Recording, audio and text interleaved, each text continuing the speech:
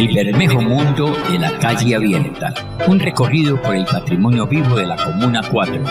Tendremos callejones, casas ocultas, personajes, parques, lugares maravillosos que están en la memoria de cada uno de ustedes.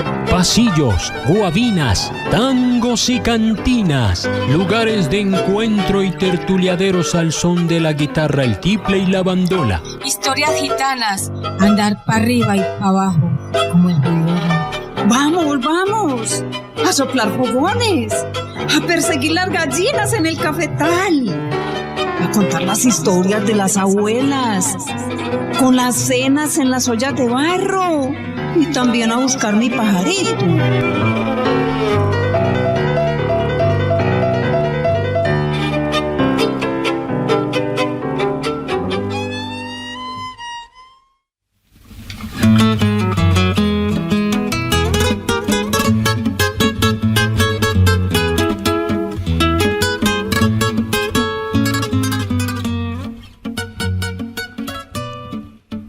Amigos oyentes, estamos en la emisora La Cuarta Estación, donde todas las historias cuentan, con el programa del Bermejo Mundo de la Calle Abierta. Veníamos de una secuencia muy interesante. La última programa fue sobre Semana Santa, donde estuvo una señora que es de la parroquia y que canta y que participa como, digámoslo, como coautora o monaguilla de la parroquia como tal. Y hoy tenemos un tema que tiene cierta afinidad. Después de la resurrección de Jesucristo, todos los muertos pueden volver a vivir, pero estamos hablando hoy de lo que llaman rituales funerarios. Los rituales funerarios tienen una magia muy especial porque anteriormente no existían las salas de velación, existían en las casas. Los muertos los enterraban en las casas, la gente tenía un hábito que siempre guardaba en un cajón o en el escaparate, el hábito de San Benito, y se lo colocaban al muerto el día de su fallecimiento.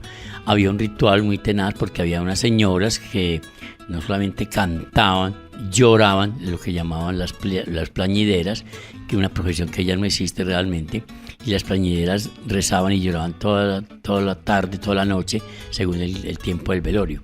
A veces los velorios se programaban un poco más o se demoraban un poco más mientras llegaba toda la familia, porque mucha familia vivía fuera de la ciudad. También era cierto que en velorios se colocaba a veces un vaso de agua debajo del catafalco como una cierta forma de prosperidad o una buena acción, por si el muerto en la noche podía tomar agua. Es un mito muy, muy prehispánico. Viene de la cultura indígena y todavía se conserva en algunas partes del mundo. Los chocuanos cantan los muertos. En el Chocó hay una ritual muy interesante que cantan los muertos, y cuando son niños cantan los angelitos, que son las canciones para el niño que está sin bautizar para que vaya derecho al cielo, y esa noche cantan alabaos, que es algo muy lindo de la cultura chocuana. También es cierto que en nuestra cultura el muerto siempre estaba acompañado de las señoras y señores que eran los vecinos, la familiaridad, y ese día había un caldito, había un tinto especial y había otras viandas que acompañaban a la gente que estaba en el velorio. Igual lo que llamaban después las novenas. Las novenas eran 9 días, por eso se llama novena. Y en esos 9 días había un ritual también de acompañamiento y también de algunas viandas de comida.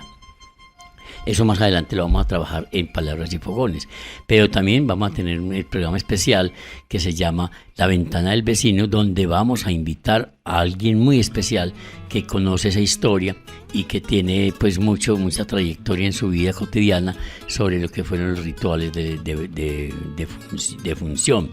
Los rituales de función fueron muy importantes en la comunidad cuando, como decía yo anteriormente, no había salas de velación, pero sí había todo un ritual acerca de eso. Y colocaban el letrerito en la puerta de la casa: fulanito de tal falleció el tal día, y ya la gente se detectaba que estaba muerto alguien ahí. Era una cosa impresionante ver en los velorios las velas encendidas y el catafalco en la mitad de la sala. De eso hay tanatólogos que trabajan con ese asunto de mejoramiento, que quede bien bonito el muerto, que quede maquillado. Casi siempre lo utilizaban con el hábito, pero hoy en día lo entierran con su mejor ropa. Bueno, vamos a empezar el programa y quedan invitados para La Ventana del Vecino y más adelante para Palabras y Fogones. que es la sesión que maneja Berta Estela Bedoya.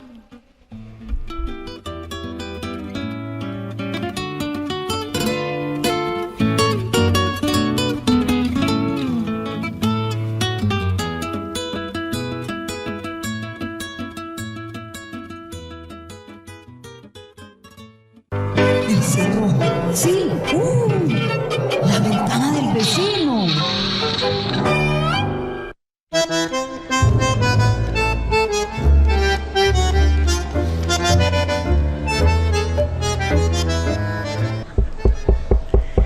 Ve, estamos llegando a la casa de Gregorio. ¿Será que está en la casa?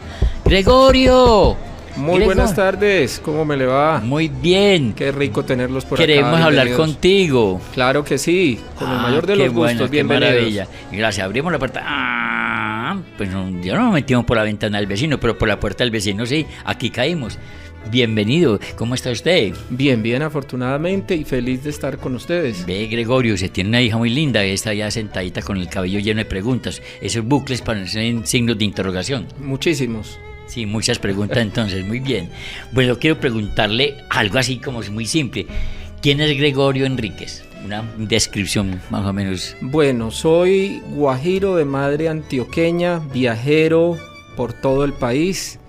Soy escritor, investigador y formado en antropología. De la Universidad de Antioquia. Correcto. Muy bien. Hay algo que siempre me inquieta, uno de tus trabajos es la tanatología. Cuéntenos a los oyentes que no conocen ese término exactamente, ¿qué es?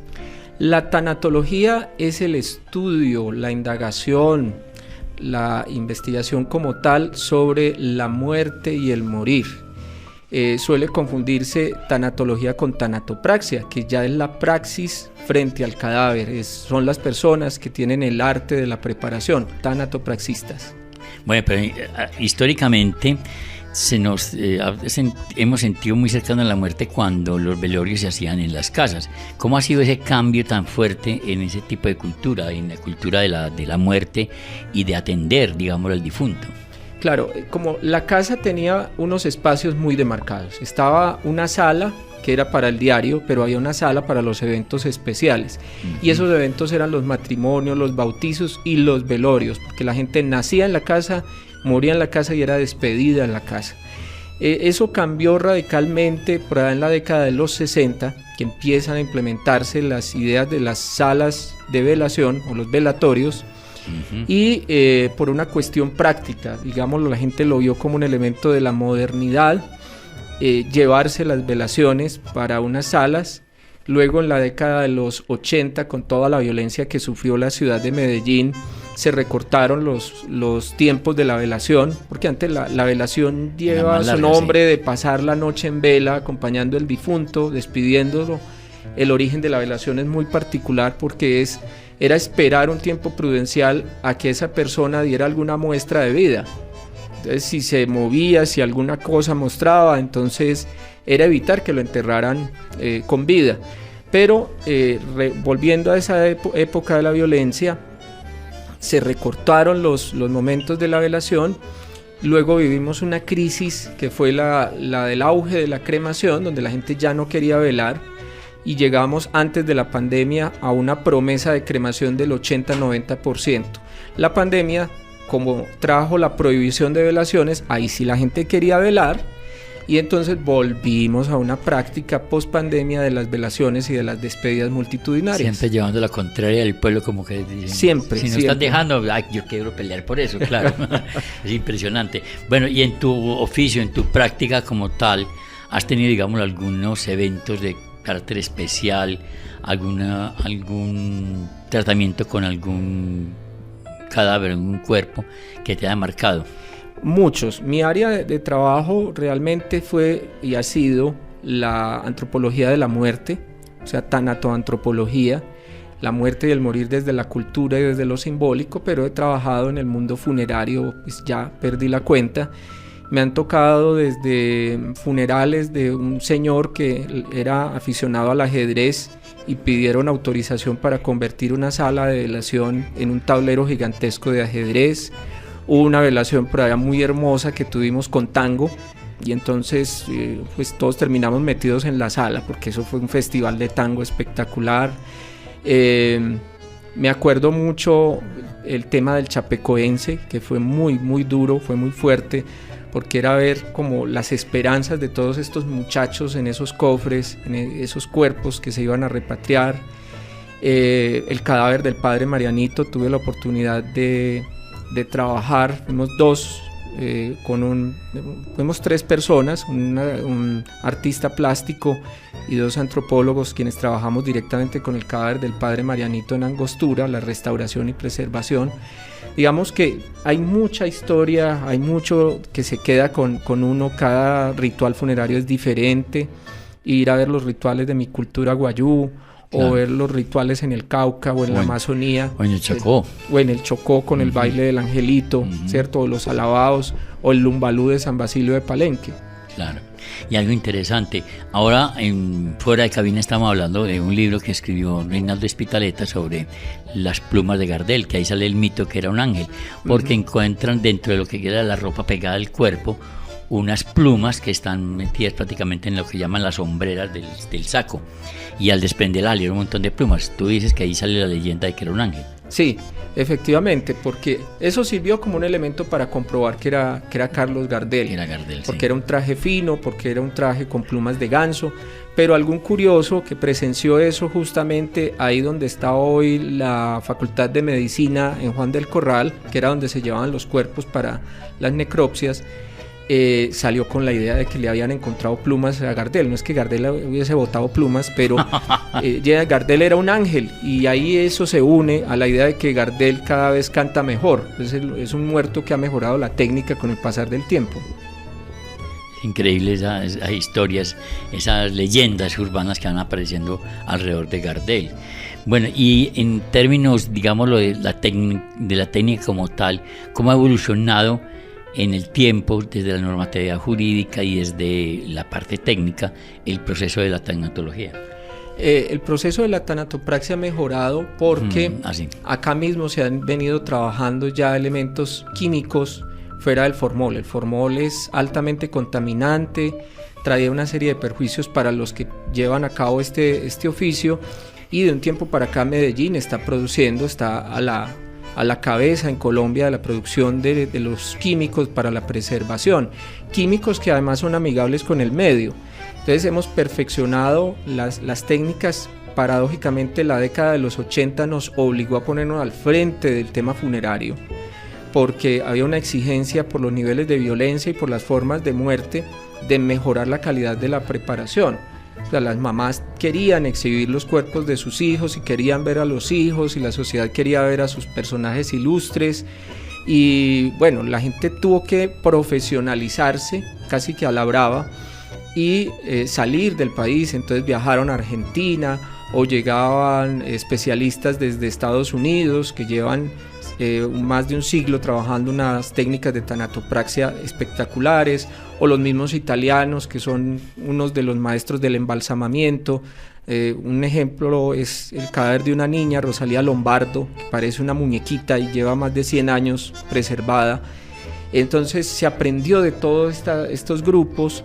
Usted ahorita hablaba por ahí un poquitico del tema de la mortaja, ¿cierto? Los 80 desterraron la mortaja, entonces la gente empezó a usar las camisetas de los equipos de fútbol, empezó a usar jeans, se buscaba darle personalidad a ese difunto, y la tanatopraxia tuvo que ponerse al servicio de los requerimientos de la gente, porque pasamos de una distancia que se guardaba con el difunto a interactuar con el difunto. Entonces los parceros lo querían tener en el salón de billares, o se lo llevaban para sentarlo en una esquina y bueno, hacerle la despedida. Lo que la gente leyó en Rosario Tijeras efectivamente pasaba, ¿cierto? Entonces, como el cadáver es altamente contaminante, empezó a perfeccionarse la técnica para hacerlo lo más aséptico posible y que no generara problemas para la salud pública. Entonces, seguimos perfeccionándonos, seguimos trabajando. Instituciones educativas tienen su formación, como el Tecnológico de Antioquia en tanatopraxia, el SENA ha formado tanatopraxistas. Pues estamos muy bien en lo que es como el escenario latinoamericano. Esta parte de la tanatopraxista creo que así se llama, tiene una historia muy interesante. Uno se imagina desde la época de los egipcios, el embalsamamiento de los faraones, pero también los incas y las culturas prehispánicas del sur eran también expertos en ese asunto. Es que de hecho las momias más antiguas son las momias de Chile, las momias de Chinchorro, son más antiguas que las egipcias, pero tenemos momias muiscas y tenemos momificación. En América tenemos unas muestras espectaculares de momificación, y sobre todo era un gran homenaje que se estaba rindiendo a ese ser al preservar su figura, pero los egipcios perfeccionaron lo que era una técnica a partir del uso de sales como el natrón. De hecho, todavía utensilios, las mesas, algunas de las técnicas utilizadas por los egipcios siguieron en el tiempo y son utilizadas por los modernos tanatopraxistas. El uso de esas sales para deshidratar y preservar el cuerpo, y las salas de embalsamamiento, porque ellos tuvieron verdaderas salas de embalsamamiento, se puede decir que son pues los grandes generadores de una ciencia que llega hasta nuestros días. Bueno, esto es un poco salido un poco del tema, pero yo te conocí haciendo recorridos por el cementerio San Pedro. Cuéntenos un poco cómo fue la experiencia tuya con el cementerio. Maravilloso, maravilloso, porque fue una propuesta innovadora, una cosa que de pronto la ciudad no se esperaba.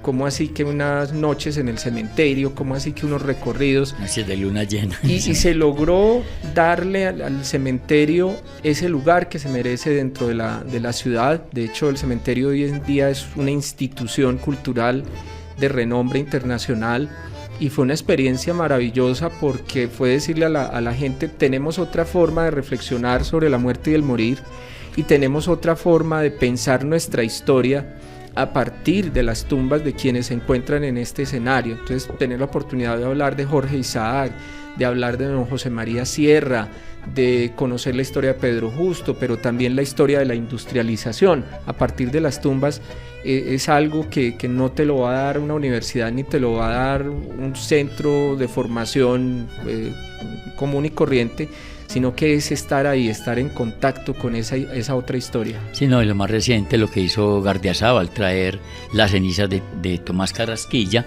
a una tumba que está diseñada para eso, y él también hizo su propia tumba en el cementerio, aún en vida.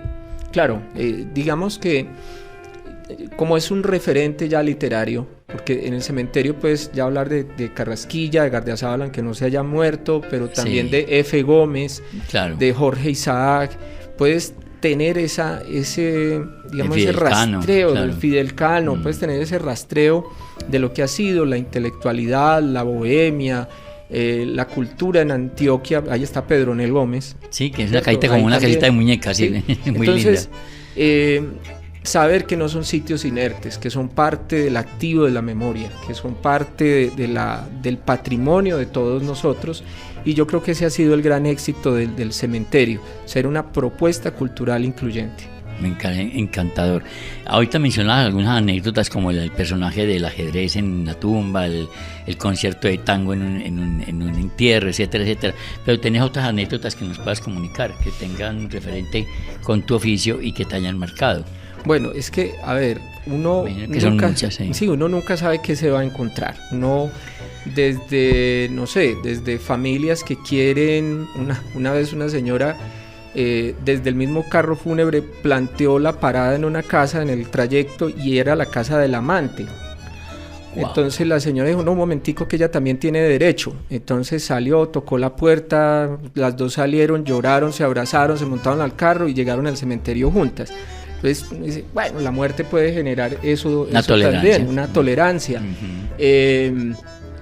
No sé, es que uno podría escribir todo un libro acerca de todo esto, tanto en las salas de preparación, en las funerarias o en los mismos cementerios, porque cada uno va a tener una población muy específica.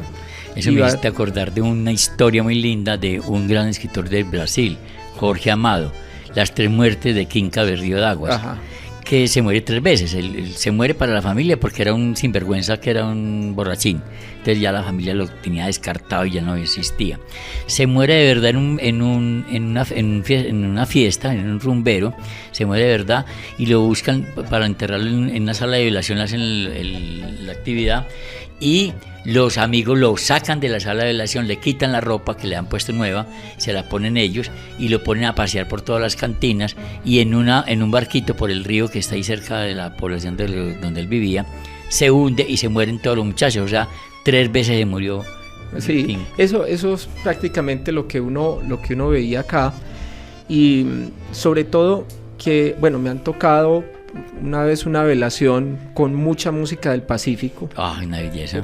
Con tambores y todos estos elementos, sepelios de rockeros, metaleros. Como el de Ramírez, que está allá también en el cementerio. Elkin Ramírez está allá también, sí, en el cementerio de San Pedro.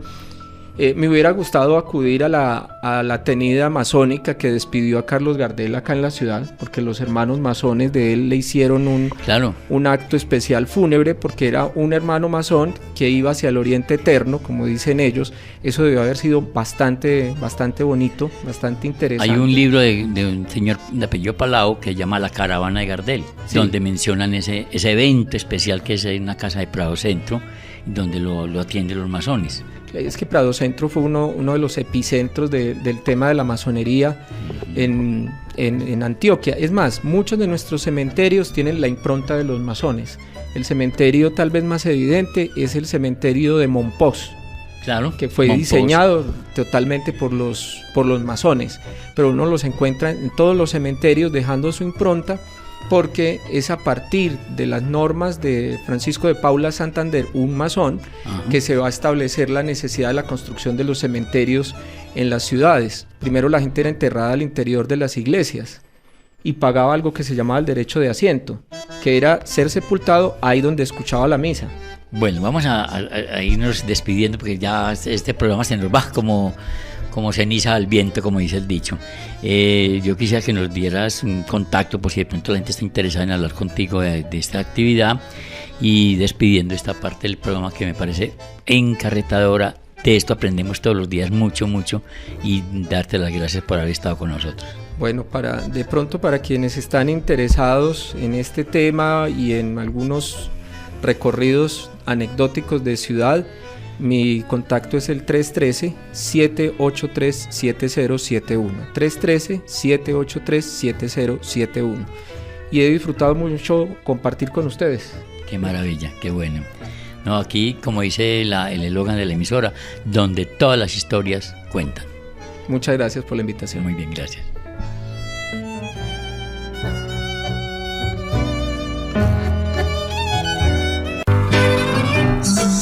¡Ay, qué rico! ¿Palabras y fogones?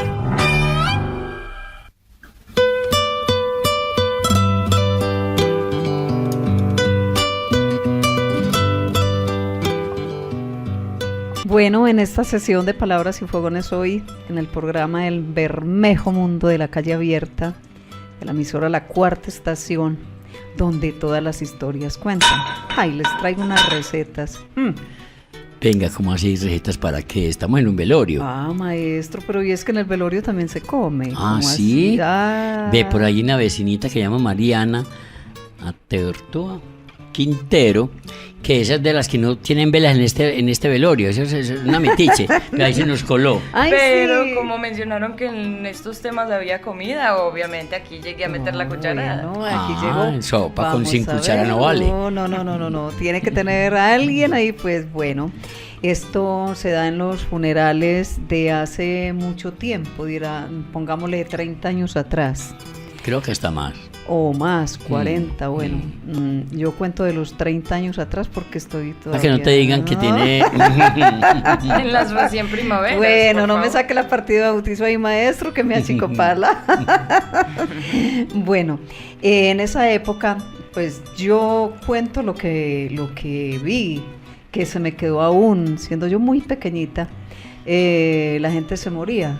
Y no es como ahora que lo tiran a un lugar donde lo bañan, lo despelucan, no, mentira, lo organizan, qué pena. Donde lo organizan, se llama tanatología. Eso, donde organizan el cuerpo y luego lo maquillan. Hagámoslo rápido así, lo maquillan, le ponen el mejor vestuario que tiene y lo introducen al féretro y lo llevan a la sala de velación y ya.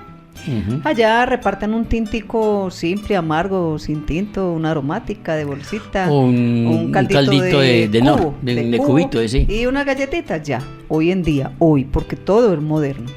En esa época, en la vereda donde yo nací, de donde soy, habían matas de mejorana y palos, así se dice, palos de cidrón.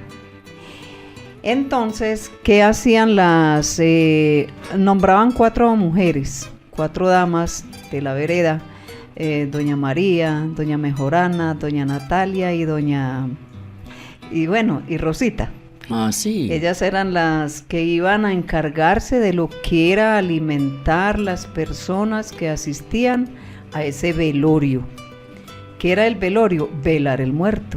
¿Qué es velar el muerto? Tenerlo expuesto y las personas rezar. No iban a reírse como ahora, a tomar aguardiente, ron, también se tomaba vodka. Aguardiente. No, sí, tomaban aguardiente y cerveza, pero era muy, muy reservado. Como muy discreto, sí. Muy discreto, sí. Era en otro modo, sí. Era de otro modo que tomaban. Y la gente lloraba de verdad. No era que, por ejemplo, en mi vereda la gente lloraba de verdad de esa persona, porque era una persona muy querida en la vereda.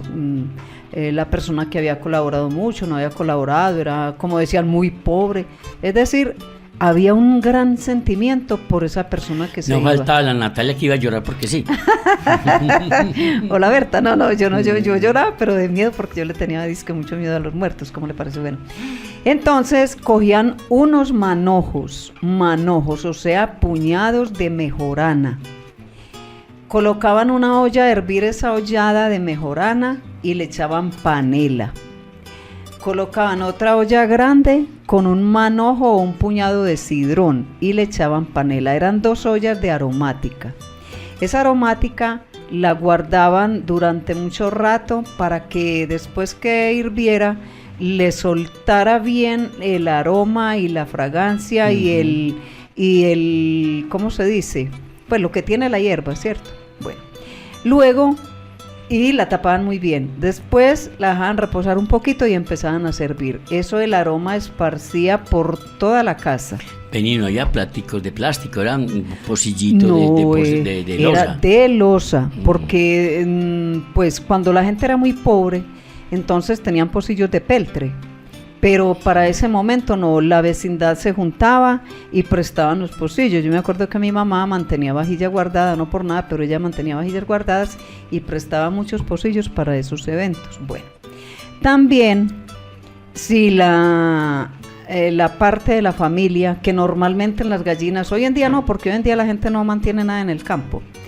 Uno va de la ciudad y debe llevar las cosas. Mantenían muchas gallinas. Gallos, pollos, patos, gallinetas, de todo.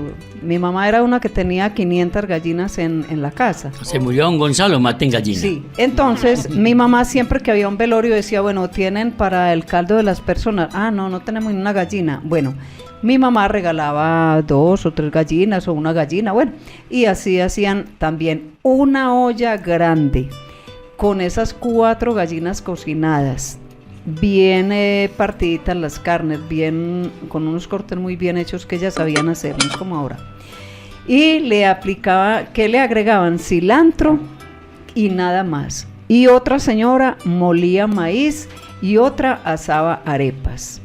Entonces, es que ya me dio hambre. Ay, maestro, pero no se tome la aromática usted solo. Pero es que, mire que está Mariana, mire que lo está mirando, no le da pena. Ay, ya llegó Manrique también. Yo me le tomo el caldito. Vea que ya llegó el otro compañero también. Es que el aroma es muy rica. Bueno, aquí ya tenemos, porque nosotros trajimos acá para hacer esto. Acá, mire que las ollas están hirviendo con todas estas aromas. Y la gallina ya también está aquí hirviendo. La que voy hirviendo. 4 gallinas. Eso 4. Se le echaban las patas, menos la cabeza, porque esa sí no se aplicaba ahí. Todo bien partidito. Y se le agregaba mucho cilantro, porque el cilantro tiene una fragancia muy buena y es muy relajante.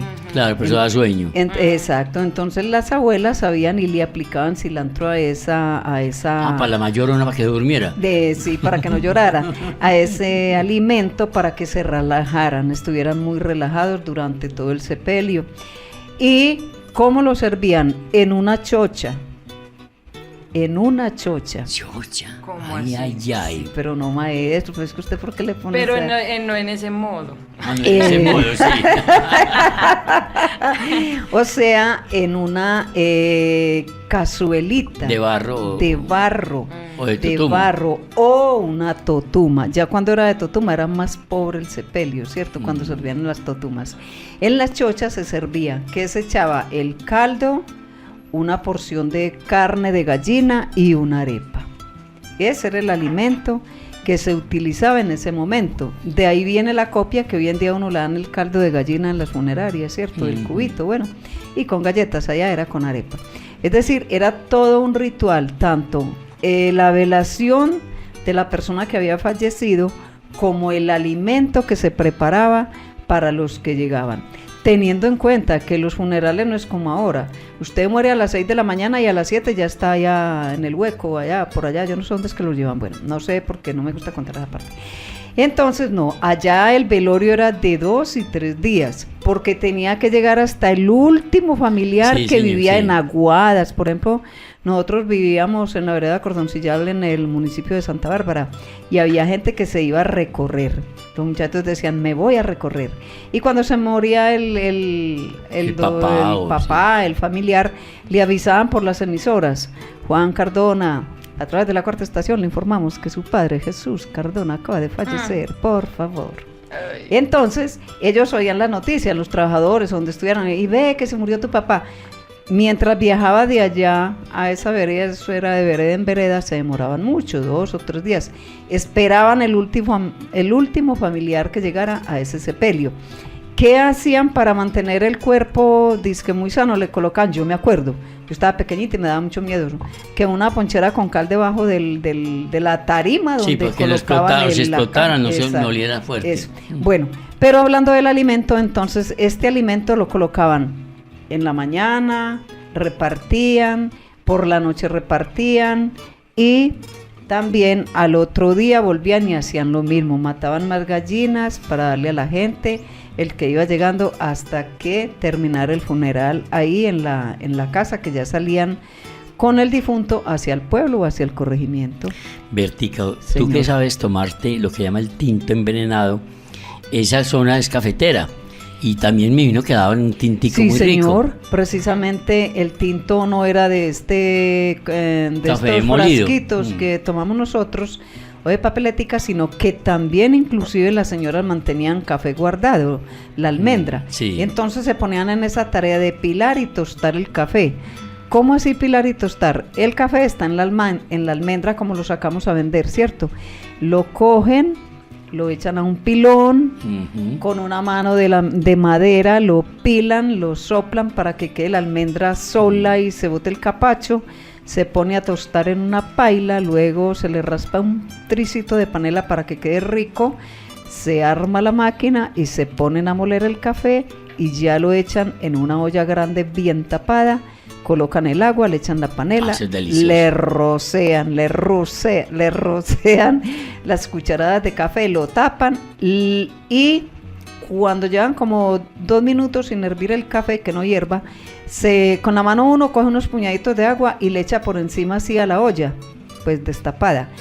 Y vuelve y lo tapa y sirve, maestro. Eso era un aroma, Riquísimo, eso es lo claro. más delicioso Café que de puede campo, haber. Tostadito, wow. Café tostadito, rico, fresquito. Bueno, ese era otro de los alimentos que servían mucho ahí en los funerales. Entonces, ahí les dejo las recetas para que nos antojemos, no de los funerales, sino del alimento que se sirve en esos momentos, porque es que eso es puro alimento. ¿Qué hacemos con la vecina Teortúa Quintero que se está comiendo se está la tomando olla? el caldo, ahí se comió la rabadilla. No, pero a costa de que alguien se muera está difícil. Suena muy rico, pero como que no sé, estoy ahí en una dualidad interesante. Así dejamos palabras y fogones en la cuarta estación donde todas las historias cuentan. Muy bien. Gracias, Bertica. Así fue, gracias. Qué rico.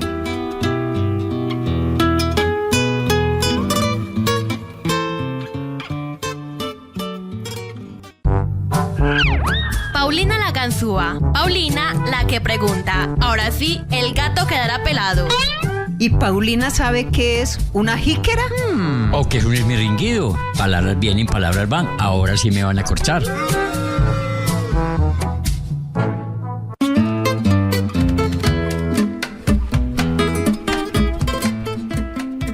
Bueno, entonces Paulina la ganzúa, como cualquier vecindario que se mete a los velorios, entra a conversar, aunque no conozca al muerto, y puede ser una tortuga Quintero que se apareció por acá.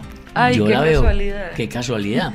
Y está pues lo que llaman las Paulinas ganzúa, que son preguntonas a morir. Ay, sí, Preguntonas, pero uno también a veces conversa algunas cosas. Por ejemplo, yo le podría preguntar a ella, aquí a la Paulina ganzúa, ¿sabe qué es una pijama de madera?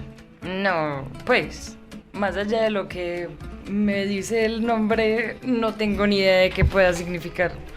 Pijama de madera, como no poder dormir. No, una pijama de madera es un ataúd. O sea, usted lo nacan en pijama de madera. Se murió y lo metieron allá. Claro. Es un ataúd. Y lo otro es que, ¿sabe qué es estirar los guayos? Sí, pues ya, tuki tuki lulú. Tuki tuki lulú, una palabra nueva también en el lenguaje. Pero estirar los guayos, a ver, hay una imagen muy especial. En los barrios hay una cantidad de cuerdas donde los pelados terminan el partido y tiran los guayos y quedan colgados ahí. En los cables. En los cables. Eso es marcado lo que llaman ciertas zonas de lo que llaman fronteras invisibles. Pero si una persona muere en la casa, estiró los guayos. Exacto, sí. Se murió. Es el tuki tuki lulú. Es como maestro hoy en día, por ejemplo, uno dice, en la tarima, entonces uno se imagina la tarima de la presentación, donde va a presentarse la orquesta, bueno. Y en esa época, ¿qué era tarima? En lo de los muertos. Era como donde colocaban el ataúd, que colocaban una especie de resalto en la sala para que se viera más alto En la casa había una tarima, algo así largo como esta mesa, pero era para uno sentarse, ¿cierto? Sí, había tarima para sentarse, y también casi siempre estaban las cocinas, y las tarimas tenían una tapa y también servían un poco de alacena. Porque la de la casa era únicamente para sentarse y llegaba, y cuando alguien se moría se prestaba la tarima para velar al difunto, claro, para colocar el féretro ahí. Exacto, esa era la tarima. También en las casas, fuera de la comida tradicional del pollo, la gallina, había una tarima que llamaba pollo. Sí, señor. ¿Para ti qué era un pollo en una casa? El pollo. El pollo para el almuerzo. No, el pollo era una especie de mesa hecha en madera o en cemento o también en tapia, y era para colocar las ollas. O sea, entonces la gente decía, no se siente en el pollo. Si alguien no conoce, yo no me estoy sentando en ningún animal, ¿no? Sí. Yo no me senté en el almuerzo, yo no estoy... Bueno, tú también tienes palabras por ahí que nos puedes decir. Ay, sí. Una vez estaban pues son anécdotas graciosas que ocurren en un velorio. Claro. Tristemente. Pero se murió un amigo muy preciado nuestro y estaba el chico con el que él estaba saliendo. Y él estaba diciendo como que él le hizo ghosting. En español, que lo fantasmeó. Entonces la mamá dijo, ¿cómo va a decir que mi hijo se le apareció? Que no sé qué. ¿Y ustedes qué creen que es? Un ghosting. ¿Qué?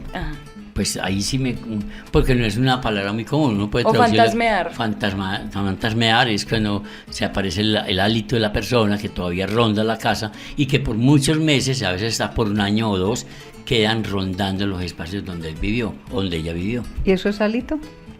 Hálito es la energía que queda ahí. ¿Y verdad qué cree que es? No, pues como parte del aliento, ¿cierto?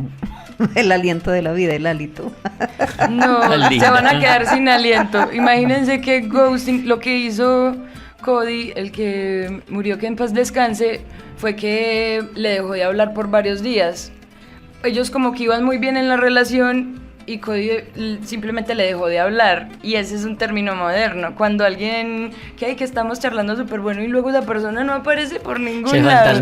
Se fantasmeó, entonces entonces le hizo el ghosting. Entonces, claro, se me desapareció. Ajá, Así exactamente, no es se que volvió un fantasma. Sí, no es que aparezca y no que desaparece. Era una persona fantasma. Total, sí. Así. Bueno, y otra. A ver, otra, también estábamos, ay no, pues no vayan a pensar que yo en esos momentos no estoy seria, pero es que hay momentos en los que uno está en mucho silencio y alguien dice algo y Claro. esa risa y todo el mundo así teniendo que estar serio. Y en los velorios pasa mucho Y, eso, uno se ríe. sí, y eso estaba en silencio. Ay, ese velorio en silencio. Y por allá en una discoteca al lado. Punch, punch, punch, Ay, punch. fue mal. Y entonces, loco. Cuando vemos una señora, como la abuelita de la persona que se estaba velando, que ya tenía como demencia, ya estaba muy fuera de sí. Ujú. Y ella, escuchando el punchis punchis, estaba ahí bailando. Ay, Wow. no. Y entonces, y nosotros y un niño es que, wow, qué swag. Que es como el estilo. Como el swing, exactamente, sí. como que swag, porque la abuelita ahí pam, pam, pam, pam, mientras se sonaba y el niño ahí, wow, qué swag. Y fue un momento que nadie pudo ignorar. No, pero hay historias de ese tamaño, ya no tiene que ver con palabras, ya que está acabando la sección, pero en un velorio, en ese momento en que ya no hay casi que rezar, porque se han rezado todas las oraciones, hay un silencio total. Una viejita se tira una ventosidad, lo que llaman un peo. Ay, no Y puede ser. Oh, rayos. Y la viejita mira el catafalco y señala, Ay, como que fue el muerto. Que fue el muerto. ay. Y nadie. Conchuda. Conchuda. Ay, en la velocidad de ver qué hacer, Sí. le salió el pero muy al revés. Bueno, eso es parte de la historia, palabras que se van diciendo en el transcurso de algunos hechos cotidianos y que uno a veces no las entiende, tanto un joven no entiende algunas o una persona adulta no entiende algunas palabras de los jóvenes. Así es, sí. Y hay que abrir Para un eso estamos vocabulario. acá. Claro, aprendiendo todos los días. Y no me fantasme de Bertica. Ay, ojo con eso, ojo con eso. Muy bien, chao, chao. Chao. Esperamos que Chao. vuelvan a estar en el programa El Bermejo Mundo de la Calle Abierta. Para la próxima semana tenemos algo espectacular. Pues el próximo programa, no sé exactamente, el próximo programa tenemos algo espectacular, que es hablar de los marmoleros y de las floristerías que quedan cerca de los cementerios, porque después del velorio hay que llevarlo al cementerio. Sí, Claro, señor. súper interesante. Muy bien.